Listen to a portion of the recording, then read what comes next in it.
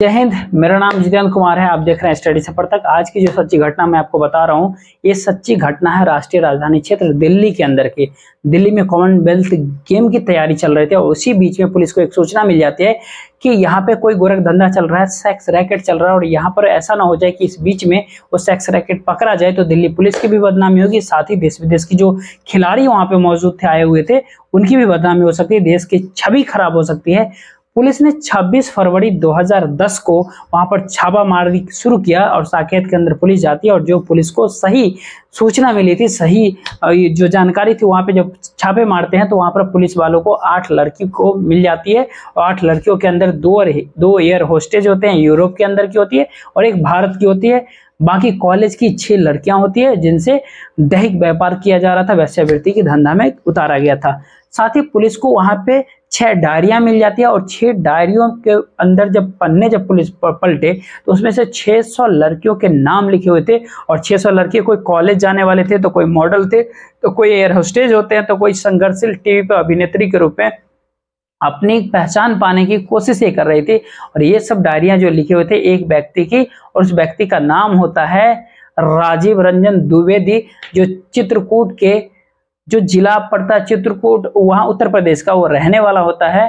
और पुलिस क्या, पत्रकार क्या, हर कोई इस व्यक्ति के बारे में जानने की प्रयास कर रहा था कि आखिर ये व्यक्ति कौन है और इतना बड़ा जो जाल बुना, इसके पास इतना सारा पैसा है, गाड़ियां, दौलत है, करोड़ों का मालिक है, ये व्यक्ति है कौन। तब ये पता चलता है कि साल 1988 में चित्रकूट से ये दिल्ली पहुंचा था कुछ पैसे को कमाने के लिए। कदकाठी पर्सनालिटी अच्छी थी। दिल्ली के नेहरू पैलेस में हो जाता है और वहां जाकर के 5 स्टार होटल में एक सुरक्षा गार्ड की नौकरी मिल जाती है। सुरक्षा गार्ड की जब नौकरियां मिली थी तो वहां पर बड़े बड़े नेताओं का, अभिनेताओं का, फिल्मी हस्तियां हो या फिर बड़े बड़े बिजनेसमैन हो, ऐसे तरफ 5 स्टार में होटल में आना जाना शुरू था। वहां पे सुंदर सुंदर लड़कियां भी आती थी और एयर होस्टेज भी वहां पे आती थी। दिन भर वो व्यक्ति जिसका नाम राजीव रंजन द्विवेदी होता है, वो दिन भर वो सैल्यूट मारा करते थे, जो भी आते थे उनको सैल्यूट मारते थे, जो भी आता जाता रहता था।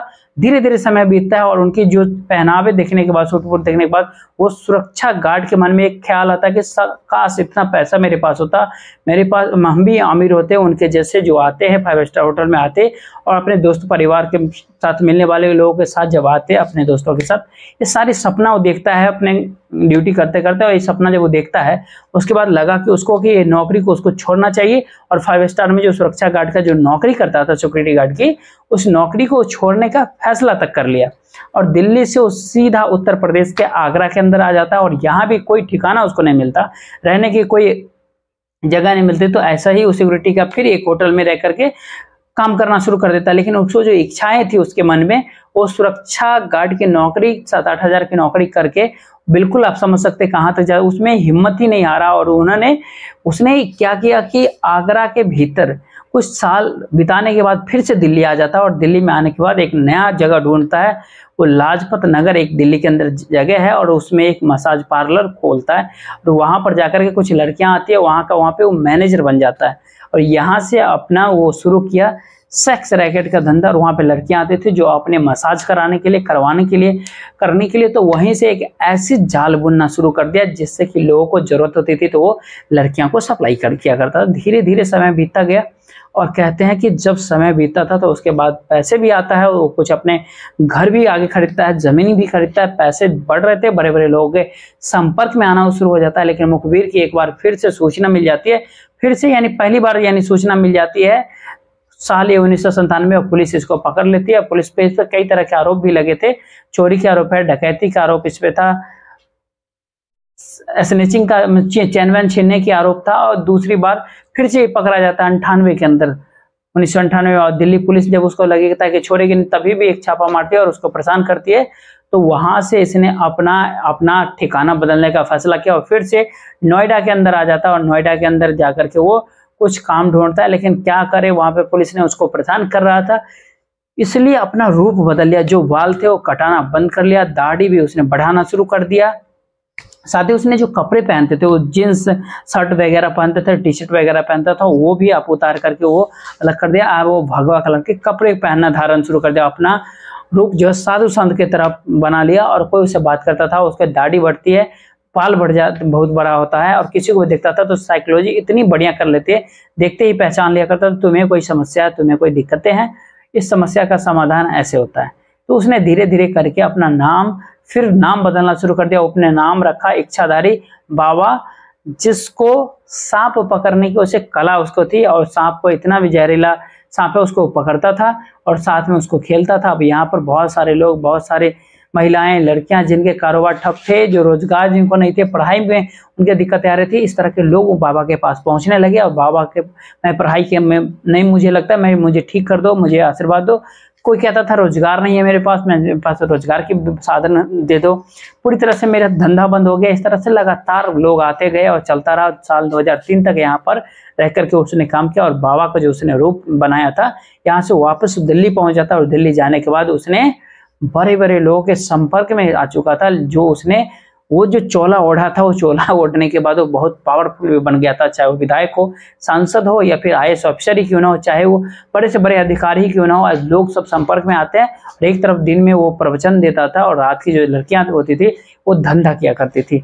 इस तरीके से उस साल 2010 में 26 फरवरी की कहानी है, जब ये पुलिस ने फिर से उसे गिरफ्तार किया, जब 8 लड़कियां उससे मिलती है, जिसमें 2 एयर होस्टेस थी। और यहीं से उसे पता चलता है कि वो कितना बड़ा खिलाड़ी है इस खेल का। लगभग 600 लड़कियां उसके संपर्क में थी, ऐसी लड़कियां भी जो फिल्म में हीरोइन बनना चाहते थे। कई विधायक, सांसद भी उसके संपर्क में थे। एक डायरी में सिर्फ 100 बड़े लोगों को ऐसे नाम लिखे हुए थे, चाहे अधिकारी हो, चाहे मतलब बड़े से बड़े पद पे सांसद, विधायक, या इस तरह के लोगों का नाम था। और इसकी पूरी कहानी जो है लगातार प्रेस मीडिया, इलेक्ट्रॉनिक मीडिया में चलने लगती है, हर कोई जानने लगता है, हर कोई तब उसके बाद जानना चाहता था ये व्यक्ति कौन है, कहाँ से आया, चित्रकूट से वो आया हुआ व्यक्ति। जब उसे पुलिस पकड़ती है, गिरफ्तार कर लेती है, कई बार वो जेल जाता था, लेकिन खिलाड़ी इतने दर्जे का बड़ा हो चला था कि लोगों के नाम सामने नहीं आ जाए, इसलिए वही लोग जो इसके सुरक्षा कर देते थे, और वही लोगों के नाम जो से इसे निकाल लेते थे, बाबा छूट जाता था। जो बाबा जिन लोगों के पास लड़कियां भेजते थे, ऐसे लोग इसे बचा लेते थे। तो कुल मिलाकर के ये आगे जब कहानी बढ़ती है, कभी जेल जाता था, कभी बाहर निकल जाता था, लेकिन इसकी कहानियां लगातार बढ़ती चली जाती है और हाईलाइट होती रहती है। साल 2017 के भीतर एक अमर कॉलोनी लगती है दिल्ली के भीतर।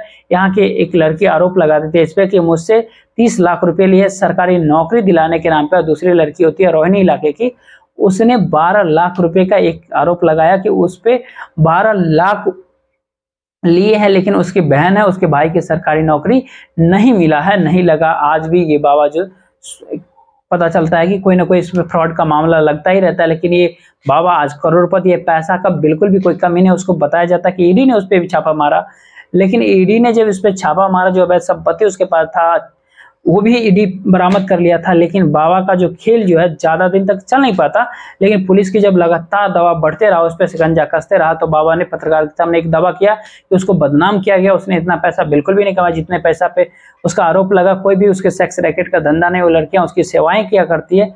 इसलिए वो अपने बचाव में बहुत सारी ऐसी कहानियां बनाई। लेकिन आप उसको गूगल पे सर्च कीजिएगा, किसी भी सोशल मीडिया पे सर्च कीजिएगा, तो इस बाबा, इच्छाधारी बाबा के बारे में एक ने बहुत सारी ऐसी जानकारियां निकल करके मिलेगी। इस बाबा को भीमानंद महाराज के नाम से भी जाना जाता है, इसको शिव मूर्त के नाम से भी जानते हैं लोग, राजीव रंजन द्विवेदी के नाम से भी इस बुढ़ऊ को जाना जाता है। इस पूरे घटनाक्रम को सुनाने का उद्देश्य आपको परेशान करना नहीं था, बल्कि आपको जागरूक करना था, आपको सचेत करना था। आप जहां भी रहे सुरक्षित रहें। जय